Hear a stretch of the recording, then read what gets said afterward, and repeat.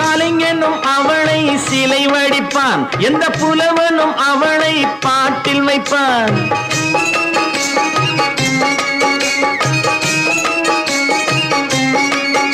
எந்த கலைஞனும் அவளை சிலை வடிப்பான், எந்த புலவனும் அவளை பாட்டில் வைப்பான். அந்த இயற்கையும் அவள் மேல் காதல் கொள்ளும், அவள் நினைவாலே என் காலம் செல்லும். நான் பார்த்ததிலே அவள் ஒருத்தியை தான் நல்ல அழகி என்பேன், நல்ல அழகி என்பேன்.